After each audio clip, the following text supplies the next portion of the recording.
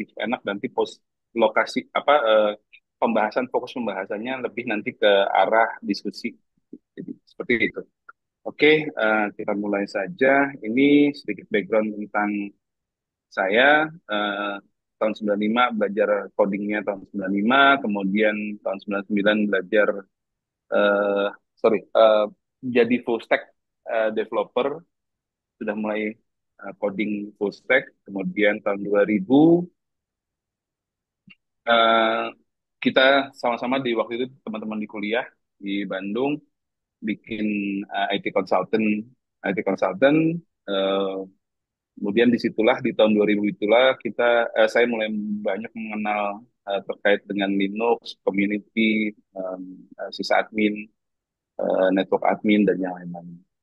Oke, kemudian 10 tahun terakhir dari eh, pengalaman profesional saya itu mulai memegang eh, manajerial, dan saya join di Desktop IP itu tahun 2020. Ya hingga sekarang masih coding juga, masih bantu teman-teman di tim itu untuk beberapa hal, dan ya sampai sampai saat ini. Oke, kita masuk langsung ke materi. Mudah-mudahan cukup waktunya nih, soalnya slide-nya lumayan banyak. Cuman waktunya tadi 15 menit ya, Pak Sari ya. Boleh Pak Wid, boleh kalau lebih-lebih nggak apa-apa. Dikit-dikit Silakan lebih Pak. nggak apa-apa ya. Oke, Ya. eh, oke, yang kita tahu dulu kita pakai mainframe yang ada. Kita tahu namanya mainframe, kita tahu server standalone, satu server dipakai satu aplikasi, kemudian mainframe AS400 yang dipakai sampai sekarang, mesinnya besar sekali penggunaannya, dan yang lain-lain lebih kepada pada saat itu bagaimana kita menggunakan utilisasi dari physical server secara dedicated. Nah, itu yang sebenarnya kemudian menjadi beberapa hal yang eh, tidak efisien ketika kita bicara dari sisi industri, karena banyak aplikasi-aplikasi yang kita buat juga tidak sesuai dengan spesifikasi. Tidak sesuai itu konteksnya bisa dua. Yang pertama adalah underutilized atau overutilized. Nah, permasalahannya ketika overutilized, bagaimana cara extend dari physical server yang kita punya. Tentu butuh provisioning lama dan yang lain-lain. Oke, kemudian kita tahu juga ini mungkin zaman Pak Azari tahu nih, Gimbot, kita dulu nyebutnya Gimbot.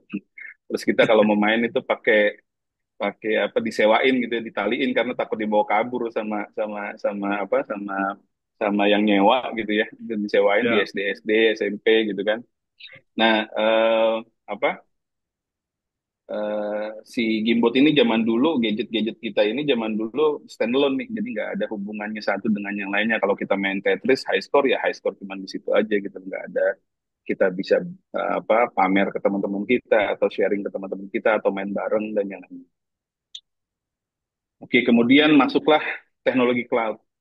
Nah, di teknologi cloud ini mulailah banyak terkoneksi antara aplikasi-aplikasi yang ada di gadget kita, di PC kita, mulailah istilahnya client server dan yang lain-lain itu mulai eh, mungkin sekitar tahun 2010-an kali ya, mulai mulai bergerak nih yang namanya cloud, seiring dengan makin besarnya bandwidth internet service provider yang ada di Indonesia.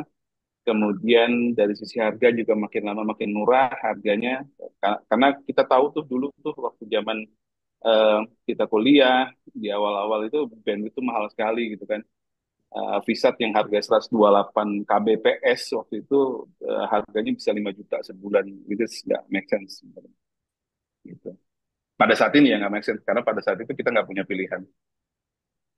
Eh, di sini saya akan coba menggambarkan cloud stack. Jadi cloud stack yang apa sih yang kalau kalau cloud provider yang saat ini ada di market itu, apa saja sih yang harus dibangun atau dilengkapi terkait dengan entity-entity di dalamnya. Oke, kita bicara di awal tentang virtualisasi. sebelum virtualisasi ada atau virtual mesin ada, ini saya kelihatan. Oke. Kita biasa yang tadi saya sebutkan bahwa kita menggunakan satu aplikasi di dalam satu operating system, di dalam satu server. Gitu. Kemudian ada istilahnya hypervisor atau mesin yang mengenable satu virtualisasi itu mulai bisa kita menggunakan bisa mengoptimize kita bisa lebih mengoptimize dari physical server kita. Aplikasi satu server bisa digunakan beberapa aplikasi, beberapa VM, virtual machine, dan beberapa aplikasi di dalamnya. Masing-masing mempunyai operating system, masing-masing mempunyai virtual prosesor, memori, dan yang lain-lain. Apa saja sih yang divirtualisasikan? CPU, yang jelas saat ini yang kita kembangkan CPU, memori atau RAM, kemudian network kita virtualisasikan juga, disk kita buat cluster sehingga redundancy dan backup itu menjadi by default sudah by design sudah terimplementasi. Dan yang saat ini baru tapi belum memasyarakat adalah virtualisasi untuk GPU. Karena apa? Karena mesin GPU sendiri masih mahal. Oke, nextnya apa sih yang disebut hypervisor? Tadi kita lihat yang namanya apa istilahnya hypervisor.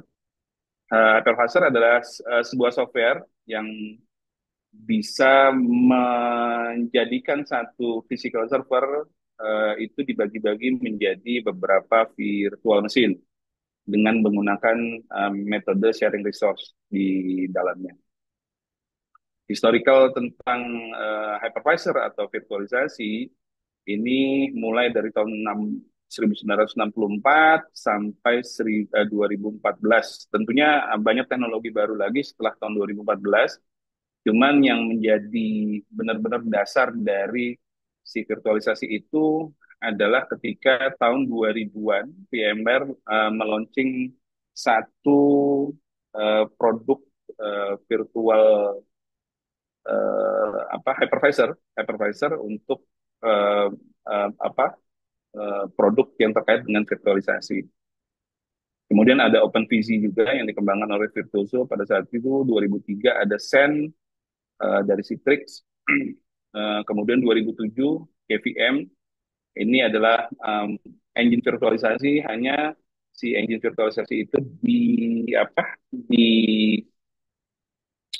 dijadikan kernel modul dalam operating system Linux.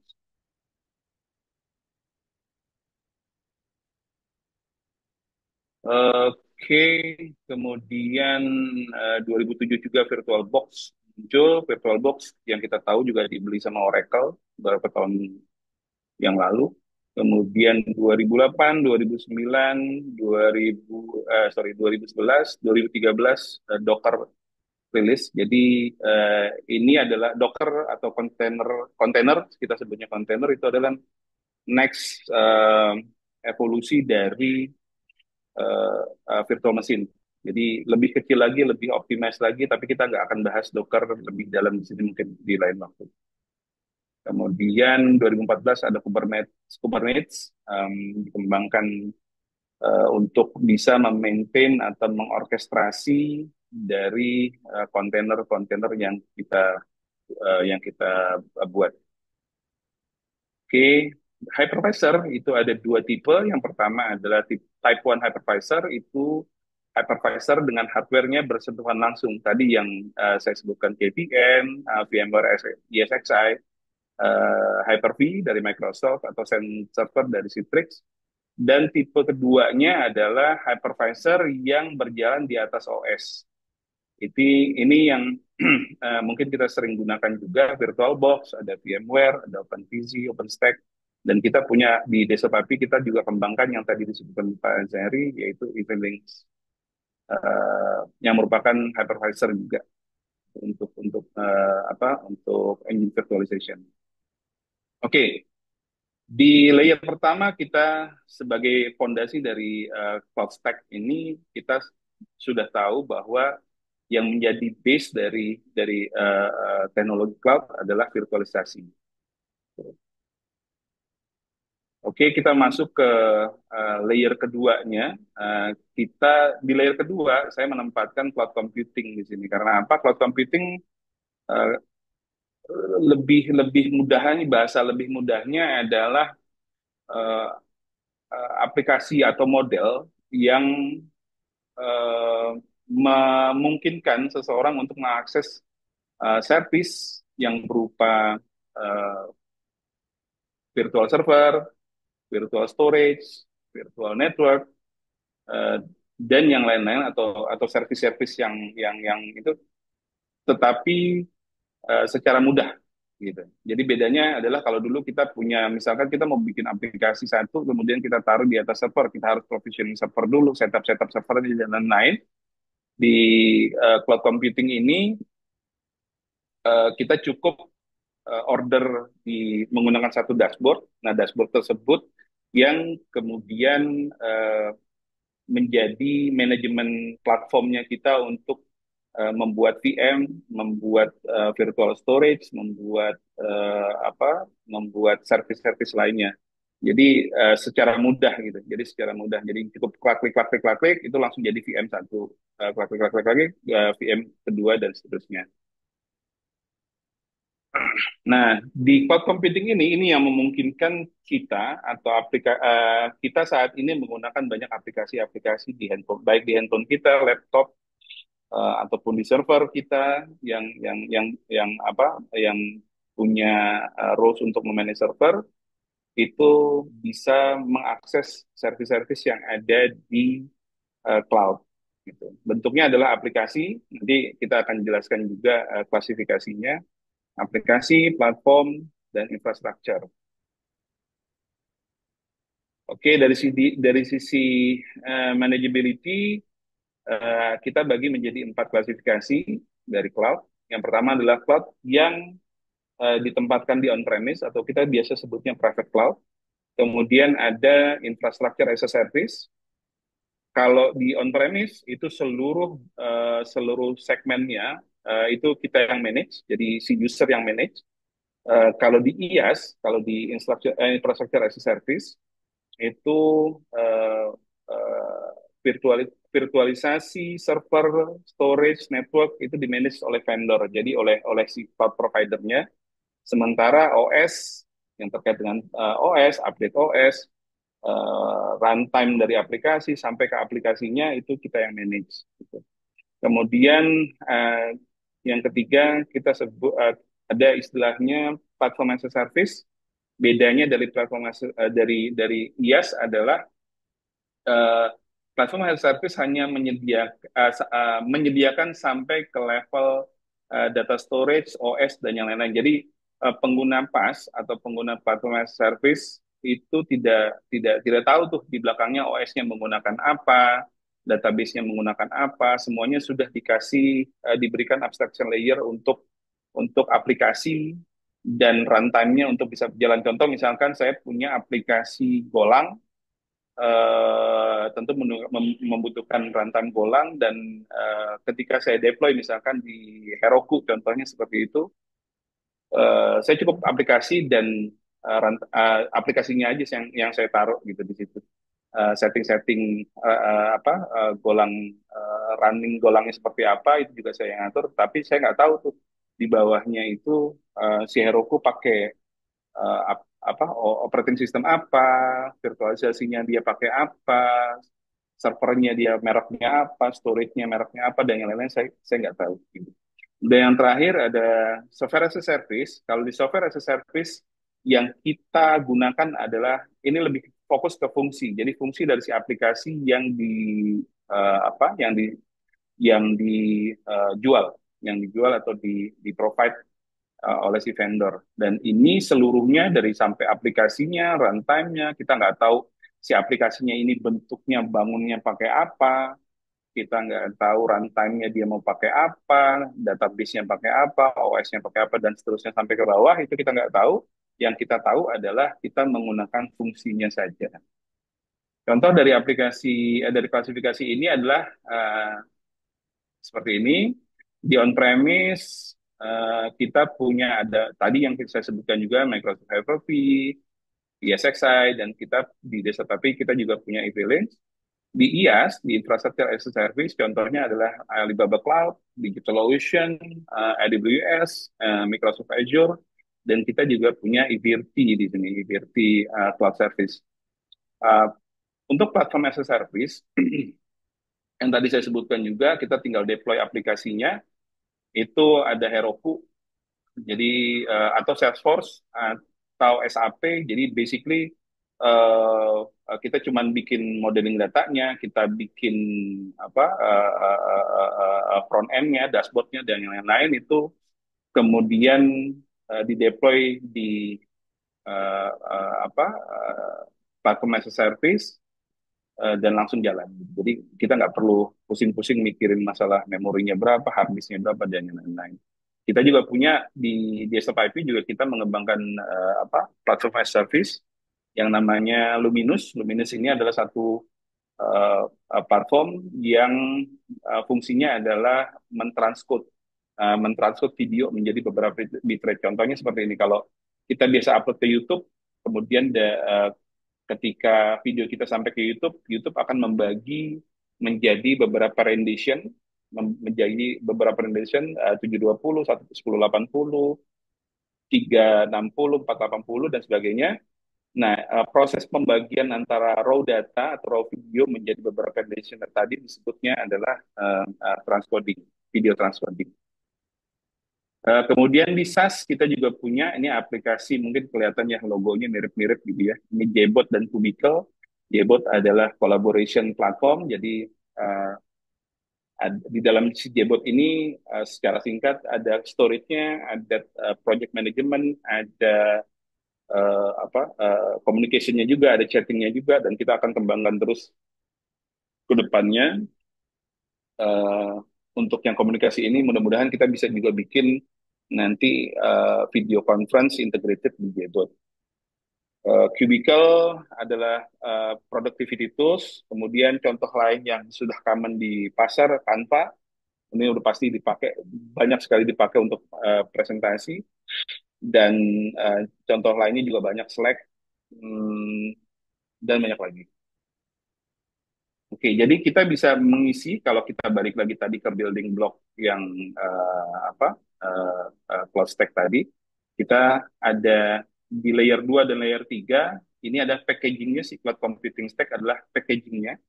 Di dalamnya banyak service yang terkandung di dalamnya, dan service-service itu bisa diletakkan di on-premise, klasifikasinya adalah di on-premise, yang letakkan di on-premise. Modelnya adalah infrastructure as a service, seperti tadi yang kita sebutkan, platform as a service, dan software as a service. Oke, kemudian di layer keempat, uh, sekarang kita udah tahu teknologinya seperti apa, hmm, teknologi virtualisasi seperti apa, kemudian klasifikasinya seperti apa.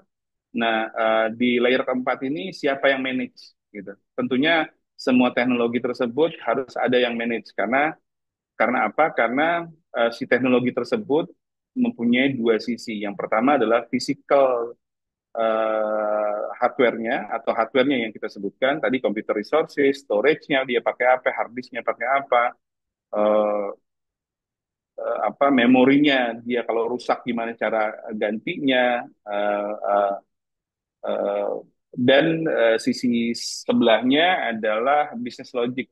Jadi yang lebih terkait dengan aplikasinya. Aplikasinya seperti apa, gimana model CI/CD-nya atau DevOps-nya, kemudian bagaimana si user itu terautentikasi, dan yang lain-lain.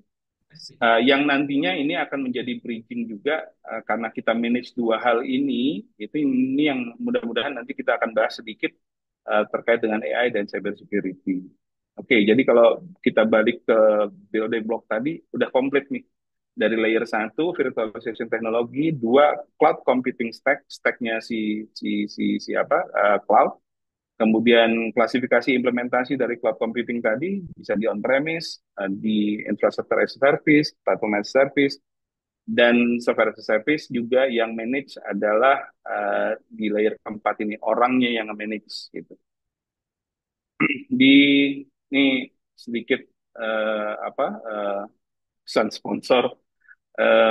Besok IP kita mengembangkan juga, kita punya di virtualisasi teknologinya, kita punya Iverti Core, eh, on-premise yang terkait dengan virtualisasi tadi atau cloud computing stack tadi kita punya EV-Link, di IaaS-nya juga kita punya EVRT Public Service, Luminous di sisi PaaS-nya dan Kubikel dan Jbot di Software as a Service.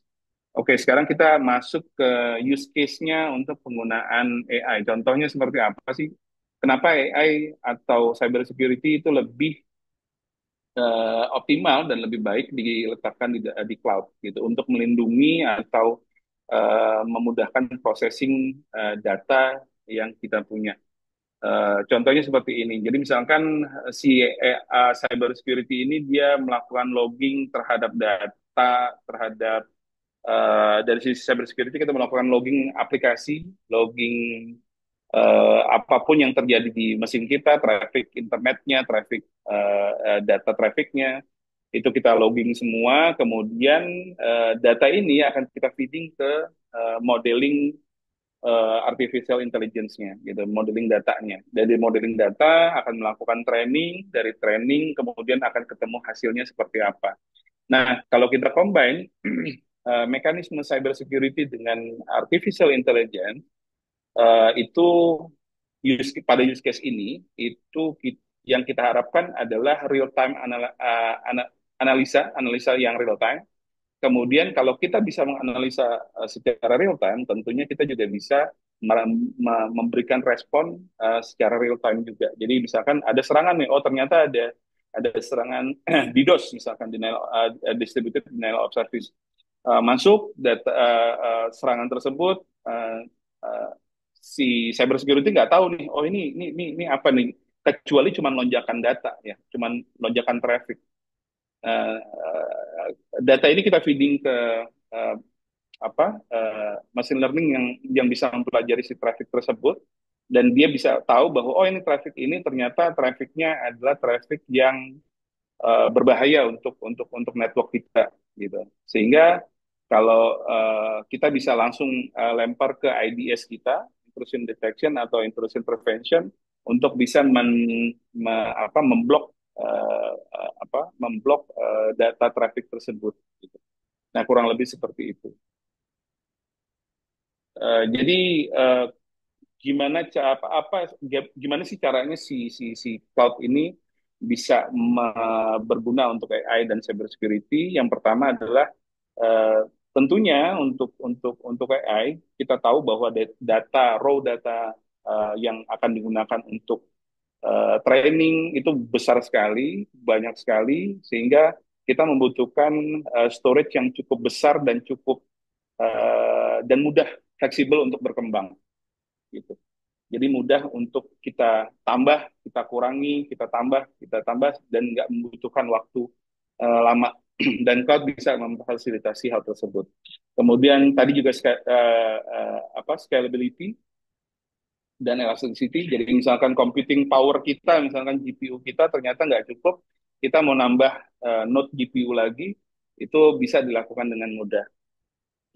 Centralized data storage drive maksudnya adalah ya tadi itu kalau seandainya kita taruh data untuk analisa, raw datanya makin lama makin besar, misalkan kita taruh dalam satu S3 storage bucket gitu misalkan, S3 atau object storage bucket, size-nya maksimalnya misalkan ada 500 tera, tapi ternyata kita butuh lebih dari itu. Nah, kita bisa kembangkan lagi secara cepat. Nah, kemudian analisa yang dilakukan oleh AI terhadap traffic yang tadi masuk, eh, itu bisa dilakukan secara cepat juga. Karena apa? Karena si AI sudah di-train untuk melakukan analisa tersebut, sehingga ketika decision-nya adalah bahwa ini adalah traffic yang membahayakan, itu kita bisa langsung melakukan block. Ya, tentunya kayak self healing, zero trust system, karena ini kita nggak membutuhkan orang ya di dalamnya. Semuanya dilakukan oleh mesin. kemudian ekosistem AI yang saat ini juga makin lama makin berkembang dan banyak sekali yang sudah melakukan riset di luar sana. Bahkan ada beberapa provider, cloud provider di di luar sudah menyewakan AI-nya yang terbaru yang saya tahu itu DigitalOcean dia membeli Paperspace untuk untuk uh, virtual GPU, kemudian dia menyediakan banyak sekali model di dalamnya, modeling yang cukup banyak sehingga kita tinggal memanfaatkan itu aja tanpa harus pusing kita membayar dan membeli GPU-nya, kemudian membayar sekian banyak untuk bandwidth, storage dan yang lain-lain, kita bisa membayarnya hanya PSU. Uh, Oke, ini komplitnya seperti ini kurang lebih dari sisi cloud, compute dan scaling itu di AI berguna untuk model training, di cyber security untuk bisa digunakan untuk policy deployment. Jadi ada misalkan ada policy baru di WAF-nya misalkan itu kita langsung deploy, langsung bisa jalan. Kemudian combine impact-nya adalah dari AI dan cyber security terhadap cloud adalah real time threat detection dan respon. Kemudian untuk data handling itu juga kita bisa optimize data handling kalau data-data kita taruh di cloud. Large data set storage yang tadi saya bilang banyak data raw data yang kita simpan kita nggak tahu buat apa itu ya, kemudian kita modeling si data tersebut di cyber security. Dari sisi cyber security juga kita biasanya melakukan logging banyak sekali ya, logging banyak sekali terhadap traffic, dan itu yang kemudian si AI bisa ditrain untuk mempelajari pattern traffic sehingga kita bisa membuat predictive analysis ke depannya seperti apa. Uh, Automation, model deployment pipeline, auto patching, ketika kita combine ini bisa menjadi self healing system dan yang lainnya, uh, API, machine learning platform, firewall dan yang lain-lain. Ini hanya sedikit sebenarnya kegunaan dari cloud computing di area AI dan cyber security. Oke, jadi kalau tiga hal ini kita gabungkan, uh, real time analisa, jadi security yang di power oleh si AI, data driven karena kita tadi berdasarkan analisa data-data yang ada, jadi kita mempunyai data driven decision making, mana yang harus kita blok, mana yang harus kita loloskan dan yang lain-lain, itu juga berguna untuk kita, scalable dan secure innovation. Kemudian kunci dari penggabungan ini adalah cloud dapat mengakselerasi AI dan memperkuat cyber security. Virtualisasi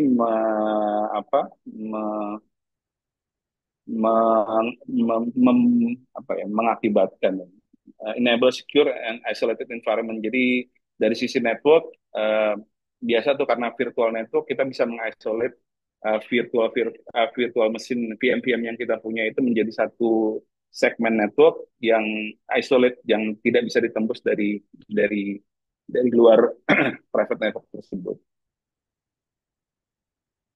Kemudian yang utamanya adalah dari tiga penggabungan ini adalah flexibility, scalability, dan cost efficiency. Fleksibel dari sisi penentuan resource, scalable dari sisi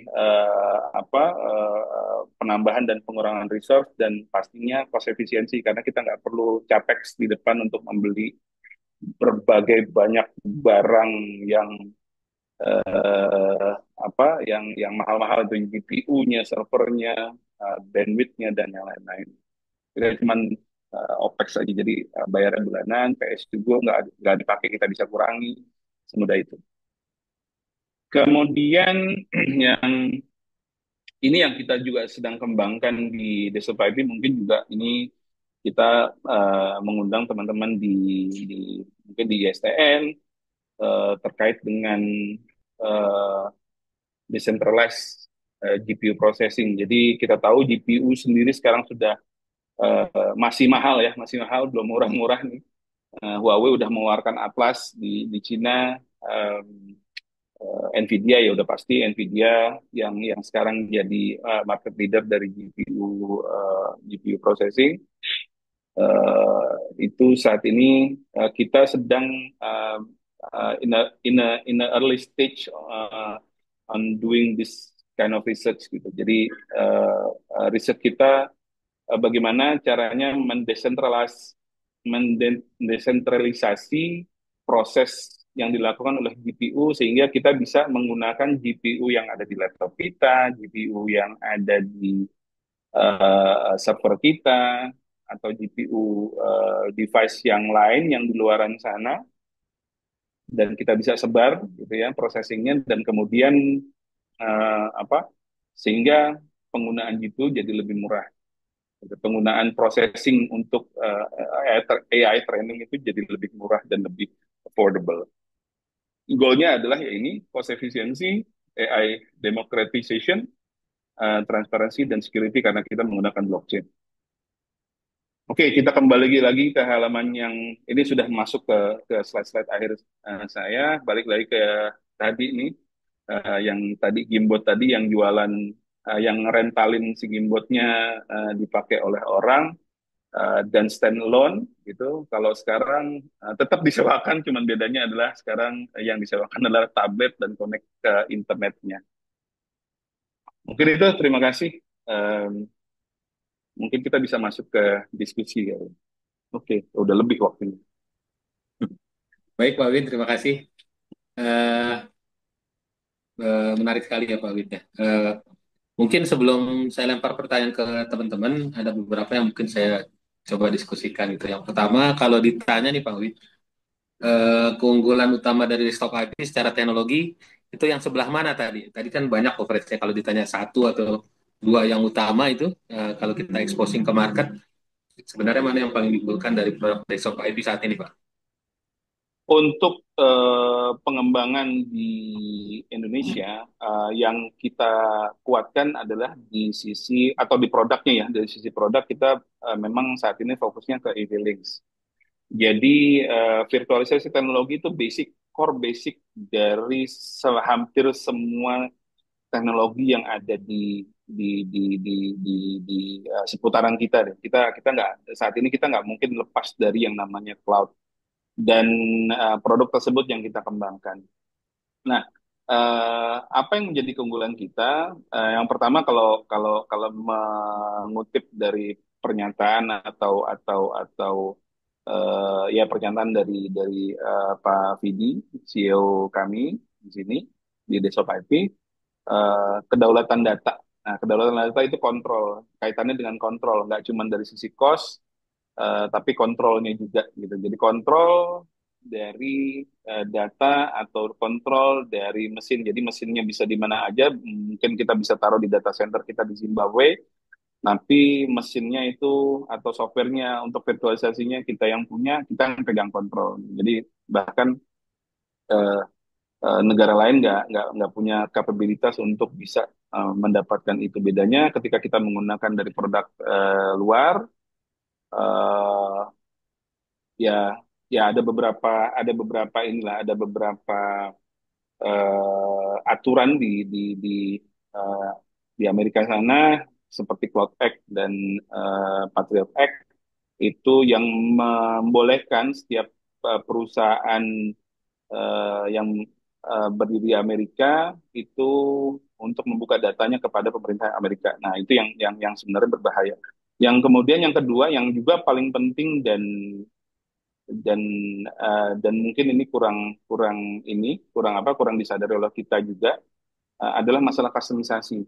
Eh, Mungkin Pak Azari pernah dengar nggak kalau seandainya kita butuh sesuatu, misalkan satu fitur gitu ya dari mesin atau software yang kita punya, terus kita bisa minta tuh ke vendornya kayak Microsoft gitu misalkan, oh tolong dong di Microsoft Windows-nya saya tambahin button di atas kanan gitu. Nah itu tuh nggak bisa tuh. mau seberapa besar kita punya dana untuk melakukan itu, Microsoft tidak akan melakukan itu karena sudah ya global brand. Nah, kita saat ini kita masih available untuk melakukan itu, jadi kesempatan untuk melakukan modifikasi atau local customization itu sangat memungkinkan. Gitu, Pak Kalau Sir. tadi gambar teknologi stacknya kurang lebih yang mana Pak ya? Biar apa bisa Oh ya, di-show tadi posisi virtualisasinya supaya teringat teman-teman nih posisi mana yang sebenarnya lagi digarap. nah di sini. Jadi Hmm. yang kita buat saat ini adalah yang di sini, yang vertical core-nya yang kita kembangkan itu. Layer satu ya Pak ya? Eh, Ya, di layer satu. Di Iverti di layer 3 ini hanya front end. Kita bisa bicara seperti itu, hanya front end. Atau Evilink ini sebenarnya sudah ada front end. Front end untuk memanage apa yang kita bangun di core-nya. Gitu. Yang layer satu ini pemain lainnya siapa aja ya Pak ya? Maksudnya peta Hmm, kompetisinya kita ada nggak ya? yang tadi Pak. Jadi, yang ini. Gitu. Jadi di layer satu tadi di Verticore kita saingannya sama si VMware, Citrix, Hyper-V. Kemudian tipe 2-nya ada OpenVZ yang dibuat oleh Virtuoso, Proxmox juga, OpenStack juga gitu. Ini kalau dari Indonesia ada yang lain selain desktop IP atau misalnya dari Asia Saat gitu. yang saya tahu di Indonesia belum ada ya, belum ada. Kalau Proxmox itu open source ya Pak? Proxmox open source, Proxmox open Hmm. source. Jadi Ya, opsinya antara brand-brand ini atau open source itu ya. betul, betul. Hmm. Kalau open source kan ya kita harus tetap aja akan ketika kita butuh profesional ininya tetap kita keluar ya, cash juga untuk menyewa tim Proxmox-nya untuk bisa melakukan. Tapi ya itu tadi balik lagi di di reasoning yang terakhir tadi yang saya sebutkan, uh, Proxmox ketika diminta untuk melakukan ini saya butuh misalkan support untuk AMD misalkan, atau misalkan saya butuh support menambahkan button di pojok bawah kanan, itu si Proxmox belum tentu mau gitu, karena itu gak inline sama produknya mereka, Boleh balik roadmapnya ke mereka. slide yang tadi Pak Wiwit, yang tadi yang Nah, layer-layer. oke, ini Nah, ini kelihatannya yang main di layer satu di teman-teman di lokal nggak ada ya Pak ya? Hampir nggak ada ya. Mungkin pakai yang open source paling ya. Kalau ini kan develop sendiri kan Pak. betul, betul. Kita develop Ini sendiri. Hmm. kenapa kita main ke area situ yang kelihatannya nggak seksi orang biasanya layer 3 ya. Ya balik lagi sih Pak. Apa yang tadi bahasanya adalah sovereignty, kemudian Hmm. bahasanya adalah core teknologi. Nah, itu kenapa kita kembangkan si EVT Core ini gitu. Jadi ya basically kasarnya apa ya? em, Nah, yang namanya pondasi itu kan batu kali ya. Batu kali kita mau rumahnya secantik apa di atasnya gitu kan. Yang makin makin makin kalau pondasi rumah ya, kalau pondasi rumah sebagus apapun rumahnya, berapa tingkat si rumahnya gitu kan, tetap kan pondasinya si batu kali. Dan setiap rumah apapun bata dindingnya dan yang lainnya dibangun oleh hebel kah, dibangun oleh bata merah kah, itu pondasinya tetap itu gitu. Jadi ya basically ini yang sebenarnya kalau kalau nggak kelihatan atau nggak disadari, tapi ini mempunyai peranan yang sangat penting sekali terkait dengan ya tadi kontrol data dan data sovereignty tadi gitu. Itu Jadi yang tema sovereignty yang disasar oleh desktop IP intinya pertama Pak ya. betul, betul. Dan ini juga Siap, siap. nggak cuman kita kita gebiarkan di Indonesia aja, tapi di luar negeri juga seperti itu. Contoh di Malaysia atau di negara-negara lain yang memang pengembangan software yang terkait dengan virtualisasinya itu nggak ada, kita coba masuk juga Oh ke ya, situ. even di beberapa negara lain terkonfirmasi mereka pun nggak ada yang melakukan di level situ Pak ya. Betul, betul. Oke. Con- Eh, Artinya di level Asia Tenggara mungkin atau di waktu itu kita sempat itu ya Pak Wiwit dapat penghargaan nomor 2 di Apikta ya. Iya, di Asia Pasifik kita untuk kategori bisnis platform ya, bisnis platform itu kita Franchise dapat gitu ya. juara dua, ya di IVRT-nya, yang di IAS-nya. Hmm. Kalau nggak salah pernah dibawa juga pameran di China ya Pak ya. Ya, kita Respon dari sudah teman-teman gimana Pak di sana Pak? waktu itu sebenarnya kita lagi coba untuk bridging untuk hardware ya, karena kita kan ya kita ada satu produk yang namanya IV. IV itu adalah ya, basicnya adalah menggabungkan antara EV, EV Links dengan hardware. Nah, kita kan nggak punya nih provider hardware di Indonesia. Kita nggak pernah saat ini kita belum punya yang benar-benar memproduksi semuanya sendiri. Nah, itu kita kemarin jalan ke Cina. Dan ceritanya agak lucu juga pas di Cina itu ketika kita kasih tahu bahwa kita mengembangkan virtualisasi, kita mengembangkan teknologi cloud gitu kan, ke hardware vendor yang ada di Cina atau pabrik-pabrik hardware di Cina, mereka malah menawarkan kerjasama gitu. Ya udah, kamu bisa pakai hardware-nya ini gratis, tapi kita kolaborasi gimana? Gitu. Nah, Even nah, dikasih cuman gratis Pak Wid ya. iya, waktu itu ditawarinnya gratis. You can use this for free gitu kan.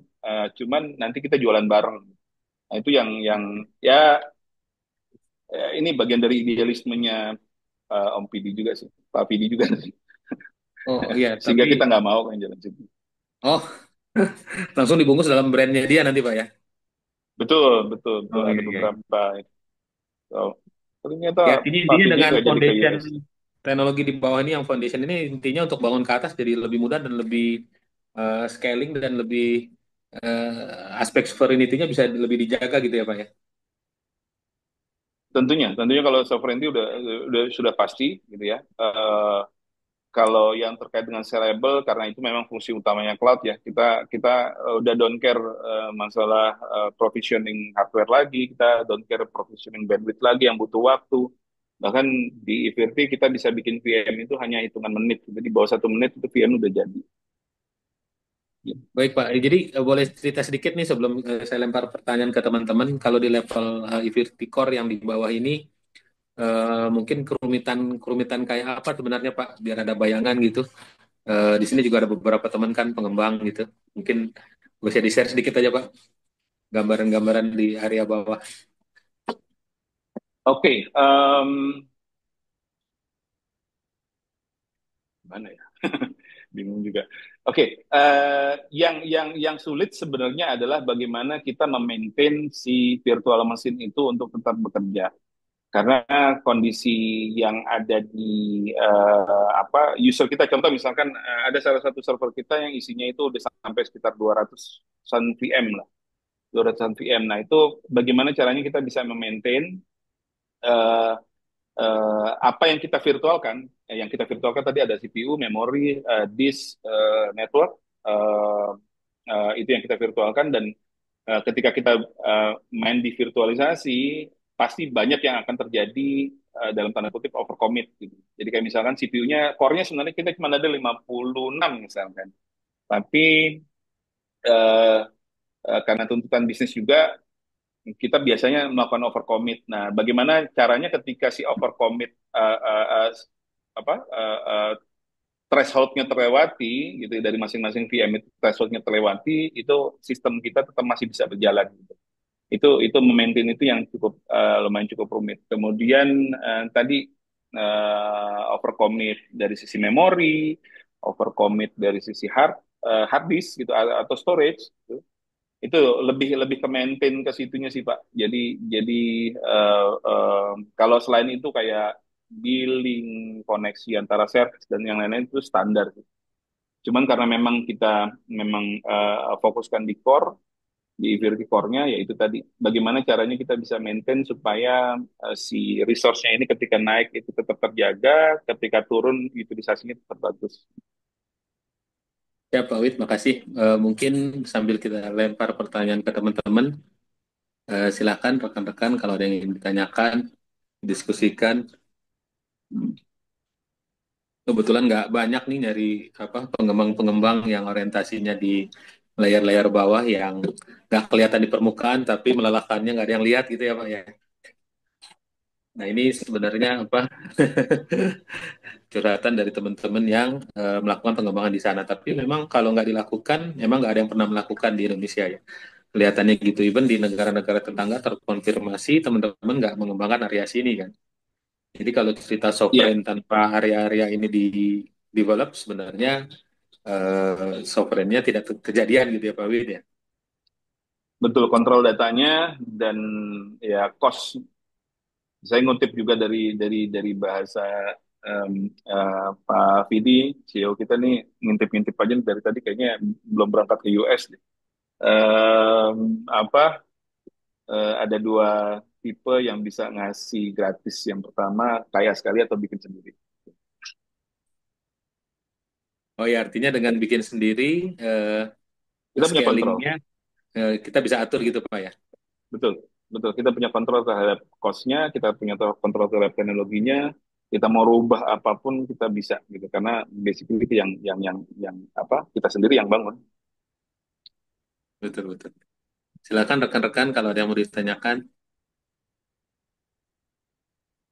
Saya sendiri udah coba cek, memang nggak hampir belum ketemu teman-teman pemain pengembang lain yang eh, bergeraknya di area yang tidak seksi ini, tapi ternyata menyangkut kedaulatan gitu ya Pak ya. Nah ini makin banyaknya apa pengembang-pengembang dari mancanegara, platform, provider yang besar-besar, ternyata masih ada yang mengembangkan dengan orientasi sovereignty, walaupun secara market itu belum langsung kelihatan ya. Kalau jadi puncak gunung es mungkin di bagian bawahnya semua tuh Pak ya, nggak kelihatan. Iya, goyangnya sebenarnya pas ketahuannya adalah gini, di tahun lalu kalau nggak salah tahun lalu VMware itu merubah model jualannya menjadi subscription dan harganya juga berubah ketika VMware diakuisisi oleh Broadcom. Eh, itu jadi masalah ketika karena apa? Karena dari sisi cost itu eh, bengkak jadi besar sekali gitu. Pilihan kita ada beberapa pilihan. Kita menggunakan open source yang kita harus mempunyai learning curve atau menggunakan teknologi yang memang sudah ada yang dibangun oleh lokal gitu. Nah, challenging-nya adalah bagaimana kita bisa mengconvince apa pemegang keputusan atau ya baik di pemerintahan ataupun di swasta untuk bisa menggunakan teknologi yang kita bangun. Iya Pak Wid. Eh, Silakan rekan-rekan kalau ada yang mau dikonfirmasi, diskusikan. Last time memang ada pengembang-pengembang sambil menunggu pertanyaan yang lain. Ada pengembang dari sisi ini ya Pak Wid ya, teman-teman dari penggerak open source untuk bangun paling nggak di level OS gitu ya. Tapi kalau di sisi desktop IP sebenarnya malah udah jadi proprietornya desktop IP Pak ya. Artinya ada beberapa perusahaan penyedia virtualisasi juga yang ternyata core-nya masih suspek ada GPL-nya di dalamnya gitu sebagai open source gitu ya. Tapi kalau di desktop IP, Virti Family dan eVLink dan lain-lain itu udah terkonfirmasi itu proprietary-nya aman Pak ya.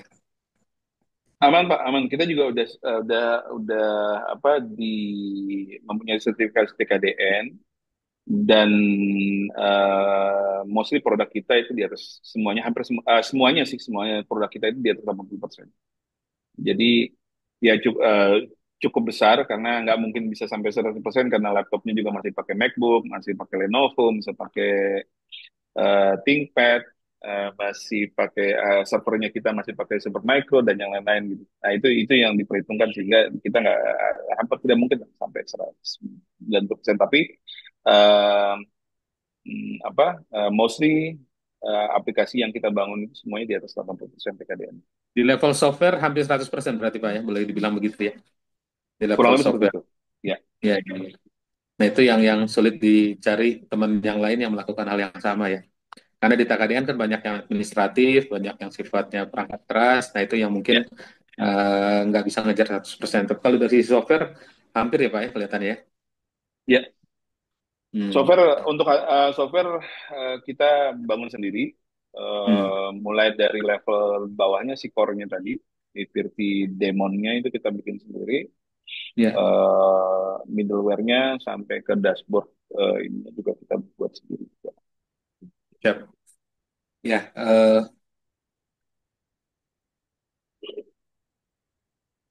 Baik.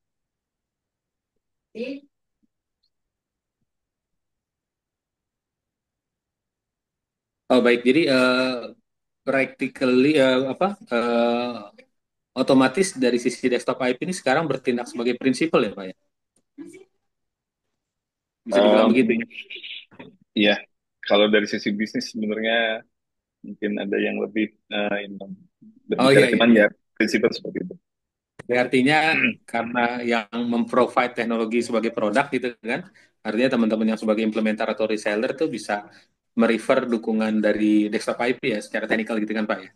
Betul. Kita juga rapidly sedang mencari juga klien apa partner dari berbagai negara juga dari US bahkan eh, dari Singapura, Malaysia untuk menjadi partner kita untuk bisa kemudian kita bisa bareng-bareng apa menjual si EVRT ini.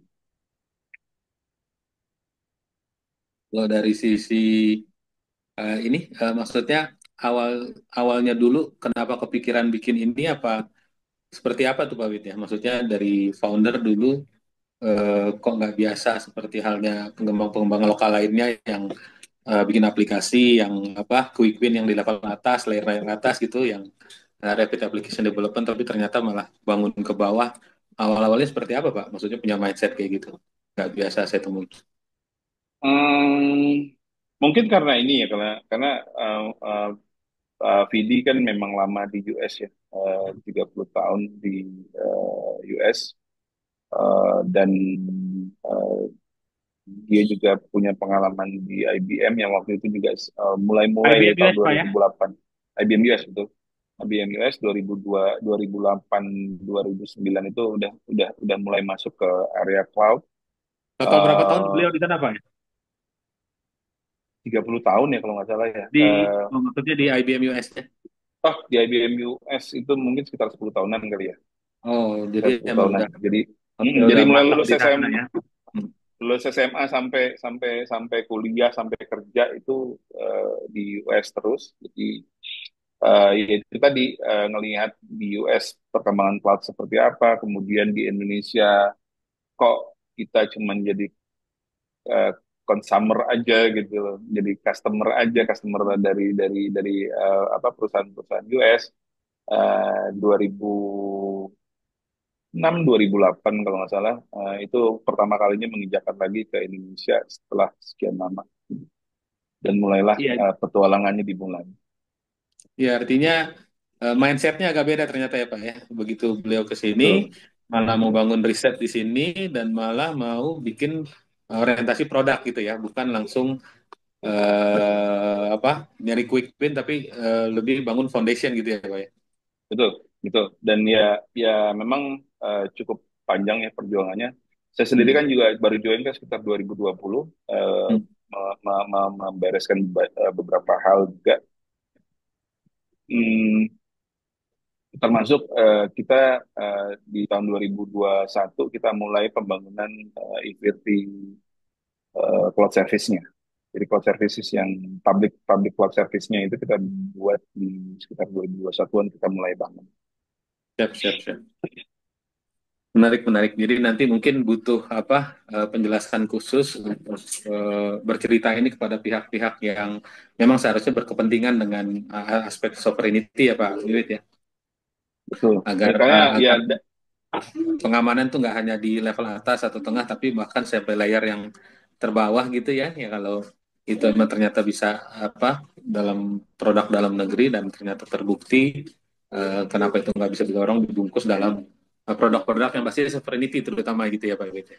iya, goalsnya kita adalah gitu penggunaan penggunaan atau penyimpanan data, teknologi penyimpanan data, teknologi pengolahan data kita apa bangun secara secara mandiri dan harapannya adalah yaitu tadi dari sisi security, dari sisi keamanan data dan yang lain lebih lebih lebih lebih lebih bagus karena apa? Karena ya itu tadi yang punya kita sendiri gitu.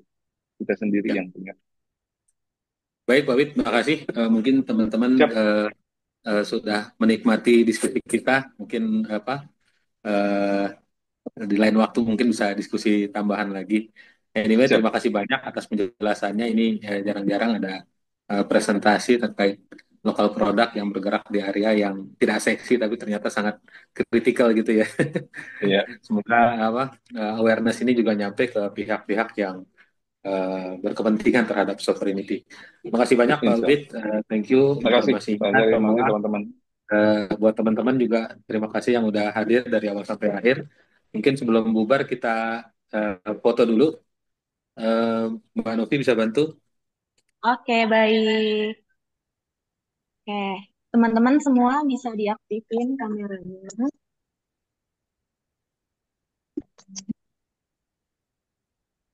Oke, satu, dua, tiga. Oke, lanjut lagi. Satu, dua, tiga. Oke, terima kasih semua. Terima Terima kasih. kasih Novi. Terima kasih Pak Wid. Terima kasih rekan-rekan Ya, semua. terima Assalamualaikum kasih. warahmatullahi wabarakatuh.